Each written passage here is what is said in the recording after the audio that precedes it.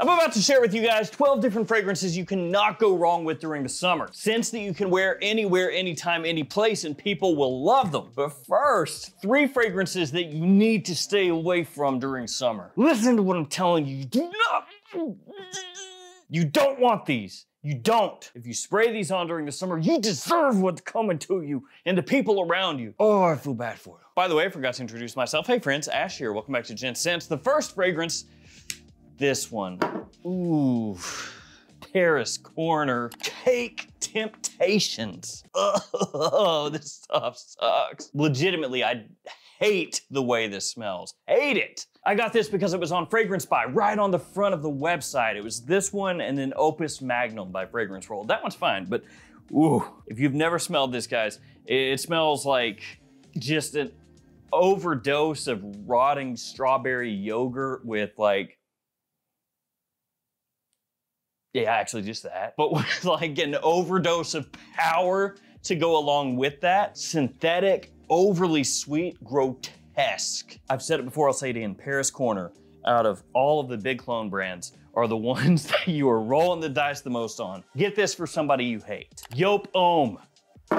No, stop it. Stop it with the Yop Homme. Yes, you can say this is like a classic, but again, this stuff is too strong for summer and it is too cough syrupy sweet. Oof. You spray on too many sprays of this during the summer, you are gonna cause people to drop like flies. What was that movie where the plants were killing everybody? The Happening. You know, you don't see it coming, just people dropping dead. What is this? It wasn't The Happening. It was a dude who had on too much Yop Homme during the summer. The aroma started to waft out and people were just like, The last one here, Black Incense Malaki Chopard. Now the fragrance, fine. It smells good, good quality. Also, super leathery, smoky, too strong, don't do it. But that one smells okay at least.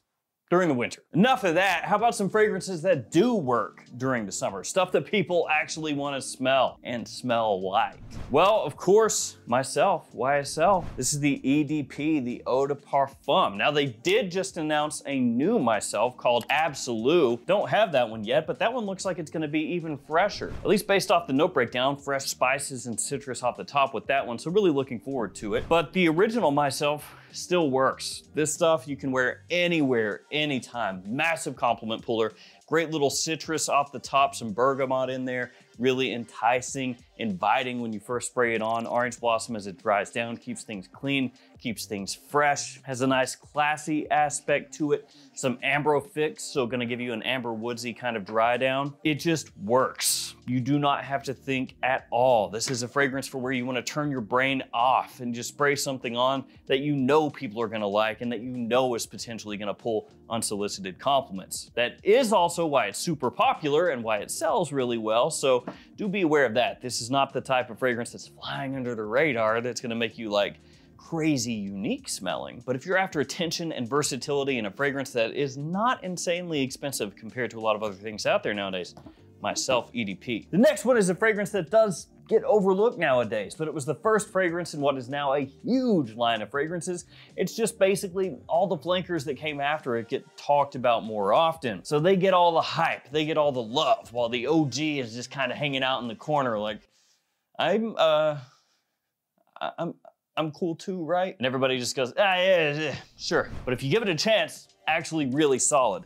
The original Luna Rossa. Like I said, most of the flankers talked about way more than this. Luna Rossa Black, Luna Rossa Carbon, Luna Rossa Ocean, and then Ocean again, and then Ocean again. I mean, technically they're different concentrations, but still, there's a lot of Luna Rossa Oceans. But this one right here still gets the job done, has a really nice lavender and bitter orange opening. Also mint and clary sage in there. So it's gonna take a less sweet approach and more of like a somewhat classically masculine approach, a little more aromatic. In typical Prada fashion, a little bit of a soapiness as well. So it comes across very clean, very easy to wear, and another one that really is kind of magnetic in a way. Because it gets the job done, you know, it has you smelling classy, has you smelling, again, clean because of that soapiness, masculine because of the lavender in there, the clary sage that's in there. It's done in a very typically masculine style, but well done with typical Prada style. Really enjoyable,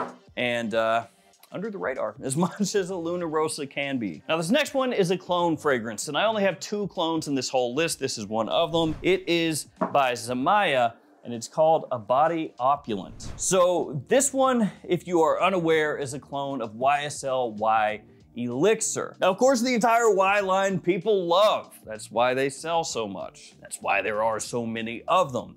But Y Elixir, pricey. Really pricey, especially at full retail. At full retail, I think overpriced, not worth it. It has been coming down in terms of the price at discounters, but still, it is quite expensive for a 60 ml size bottle.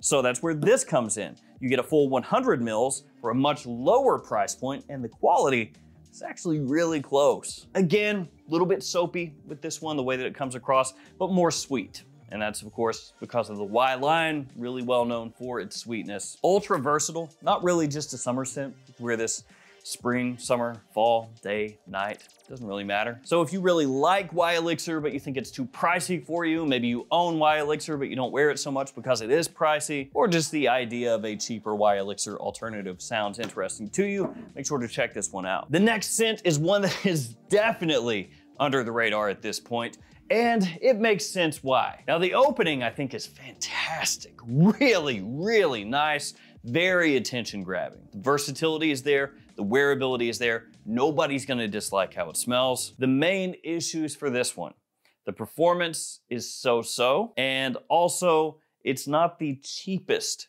thing out there. I think if it were maybe, you know, $15 less at discounters, that it would get a little more play from people looking for like cheap compliment pulling scents. Now it's not super expensive. It's just, like I said, not the cheapest thing out there. It is Tiffany in Love for Him. Now the presentation on this looks good. It looks classy. The atomizer is actually really good, as you can see there. Note-wise, you have ginger and citrus off the top. Really enchanting. Again, attention grabbing when you first spray it on. Mandarin orange, ginger, cardamom. Off the top. As it dries, cypress, juniper, vetiver, sequoia, and sandalwood. So kind of an aromatic, woodsy dry down. It shares some similarities to fragrances like Bleu de Chanel. But Bleu de Chanel, I would say, has a little bit more body to it compared to this one. This one is a little more focused on the opening, that zingy ginger, the citrus, again, very fresh, airy, bright, a little bit sweet. It's definitely blue fragrance style as far as how it's constructed and everything like that.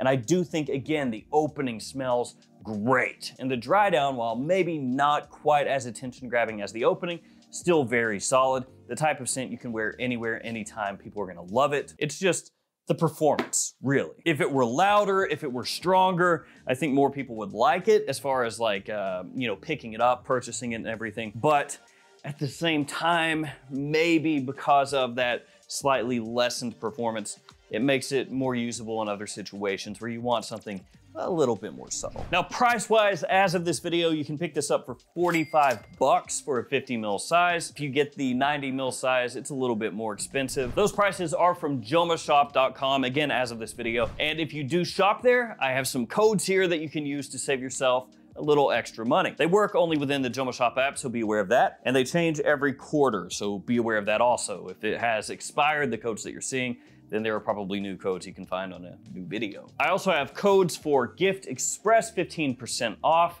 the entire website. Intensude, 15% off there, 5% off and free shipping at Maple Prime, 10% off at Perfume Box, and many other codes to save yourself money if you're shopping for some fragrances. The next one is sort of a modern classic, but still absolutely crushes. It is Versace Man Eau Fraiche. And this one, just like myself, has a new flanker coming out, Eau Fraiche Extreme, which as of when I'm filming this, I do not have it just yet. So I don't know exactly how that one is gonna smell. But this one, Versace Man Eau Fraiche, very clean, kind of tropical, sweet and fresh. Some similarities to Dolce & Gabbana's Light Blue for women, but with more of a masculine lean overall. One of the more well-known notes from this is starfruit, which you don't see very often at all, especially not in men's fragrances. Other notes in here include lemon, bergamot, cardamom, woodsy notes, musk, and saffron, along with a little bit of sage and tarragon. Sounds like I'm making a recipe to cook something, other than the woods and the musk. I guess you wouldn't use those. So this one, very uplifting, very bright, sweet,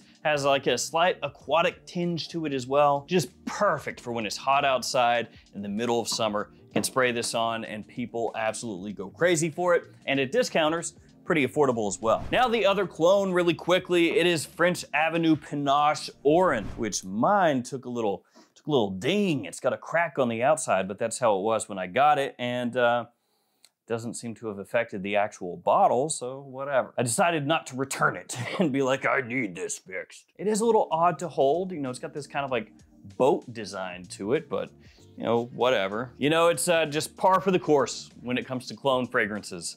There are interesting bottles sometimes. So this one is kind of like mid 30s to low 30s, really affordable. A lot of citrus in here. Whole bunch of citrus and ginger. Also has a little ambergris as it dries down. It's similar to Afternoon Swim by Louis Vuitton, which obviously very expensive because it is a Louis Vuitton. I don't know if there is a single affordable thing that brand makes.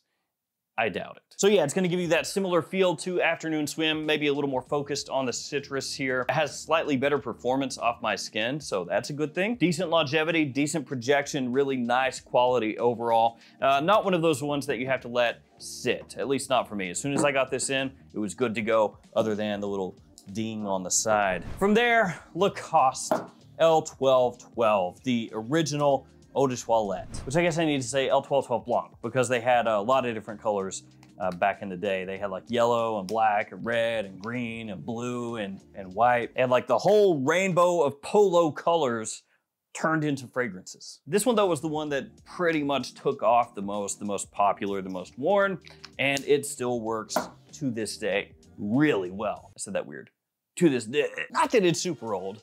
Came out like early 2010s, but I mean, that's still a decent amount of time. In terms of notes, it has grapefruit, rosemary, cardamom making an appearance once again, ylang-ylang, tuberose, cedar, and suede. So I know you might look at that note breakdown and be like, oh, this sounds kind of weird, man. It's got like spices, citrus, white florals, leather, like, oh, what is going on here? But it actually works extremely well. People love this stuff, which again, is why there are so many L1212 Blanc flankers nowadays. It's because this stuff right here works. People love it. In typical Lacoste style, yes, a little bit sporty, but also fresh, clean, kind of classy as well. It's really how most Lacoste fragrances go, right? Like you smell them, and yes, they've got that sportsy edge, that kind of like potential gym fragrance edge. But like a polo, if you want, you can kind of dress it up a bit as well, and the fragrances reflect that most often. So Lacoste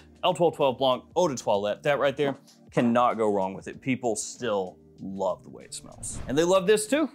This is St. Bart's Tommy Bahama, kind of one of the OG cheapy fragrances that got talked about on YouTube years past. Used to be able to find this at every single TJ Maxx in America, essentially. Like you walked into a TJ Maxx, they had 5 bottles of this.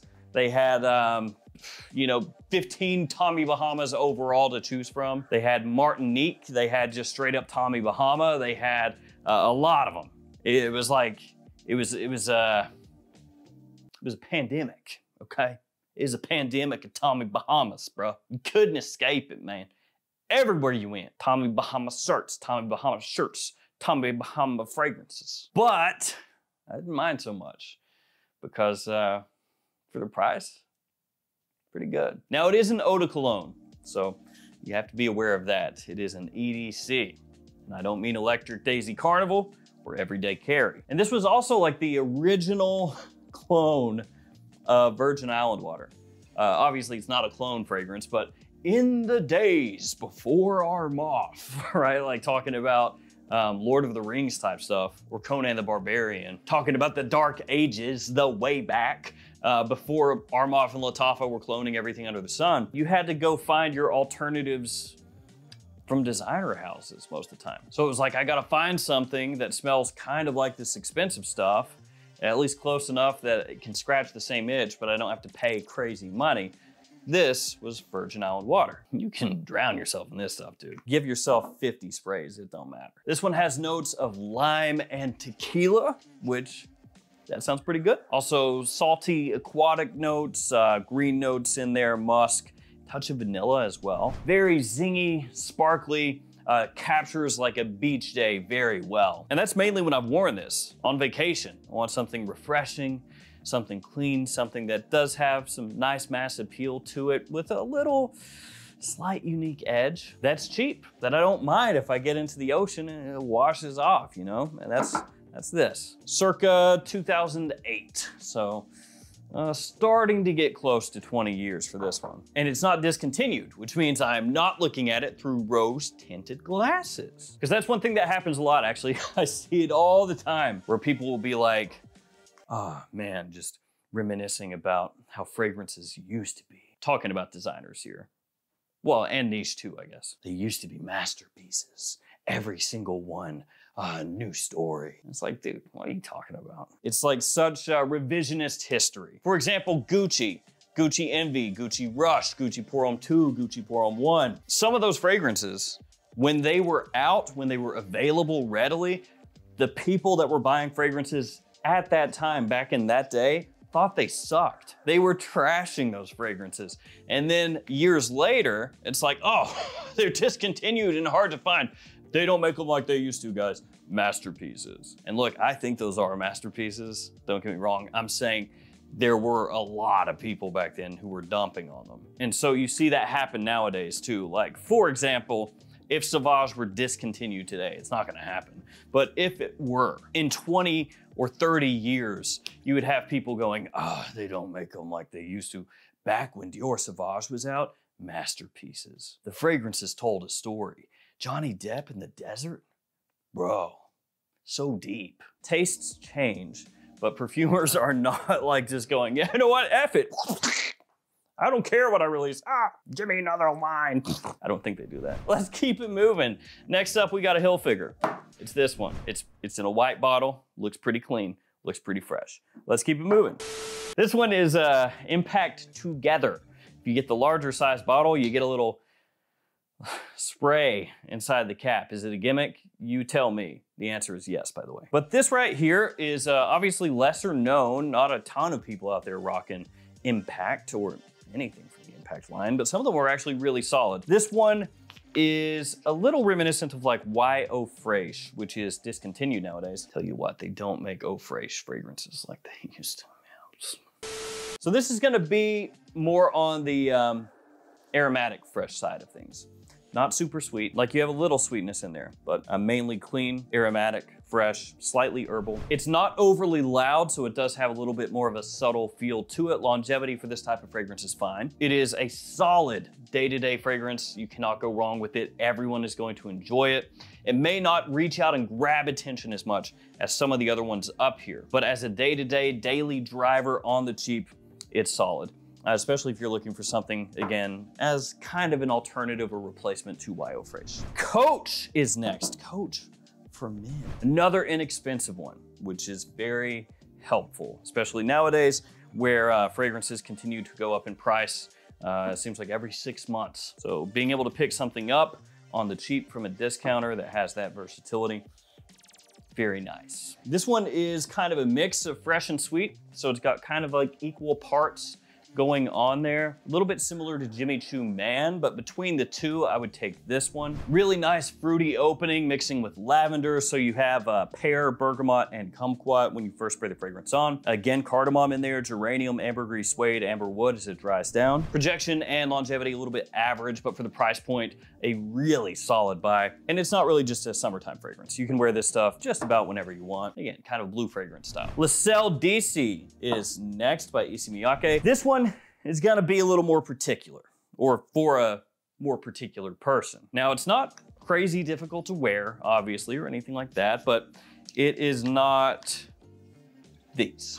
It is more salty with the minerality, and it does have sweetness, but it's not like a fruity sweetness. It has ginger, marine notes, woods, I think actually seaweed as a note. It creeps a little bit close to the Kenzo Homme line as far as how it's put together, which makes sense, it's the same perfumer. Now, it doesn't smell the same as those if you do a side-by-side, but when you smell this, you can get, you know, familiar facets from that line in here. Compared to everything else here, it smells alone. You know, it's doing its own thing. So for people who really enjoy this one, it's gonna be fantastic. And it is appealing. It is pretty easy to use, but it's gonna be for somebody who wants something, like I said, a little different than your more typical fruit forward, ginger, you know, cardamom, geranium kind of vibe, right? And last but not least, Polo Blue Parfum. There are a lot of Polo Blues that you could go with just as far as, you know, easy wearing summertime scents. This one being the Parfum, it is gonna be a little bit better for evening use than the other Polo Blues, or at least the other Polo Blues that you can still buy, because some of those, they got, Note-wise in this fragrance, you have mandarin orange and pink pepper off the top, lavender, clary sage, vetiver, cardamom, oak, and olibanum as it dries. So it does have a nice woodiness that has a touch of like an incensey facet, you know, a little smokiness as it dries down. Again, gonna make it better for evening use, so you can pull it off during the day as well. Great for spring, great for fall. Really, you could pull it off year round if you wanted to. Longevity, pretty good. Not absolutely amazing. I know maybe you would look at it and say Parfum, probably gonna last forever, project really heavily. Long enough, don't get me wrong, for this type of scent, you know, a fresher fragrance, but not one of those beastly parfums. But the beauty of this one is that versatility. It does have a nice classy aspect to it, but you could easily wear it, as I said, during the day. And it does not go overboard with the sweetness. So it gives you something that you can pull off in so many situations that people absolutely love. And Ralph Lauren actually does really well with the blue line with that. Most of the blue fragrances, the Polo Blue fragrances and Polo 67 are just super appealing. So there we go, guys. 12 fragrances you cannot go wrong with. Pretty much everybody's gonna like these. Thank you guys for hanging with me. Stay safe out there, take care of yourselves. See you tomorrow with another fragrance video. See you guys.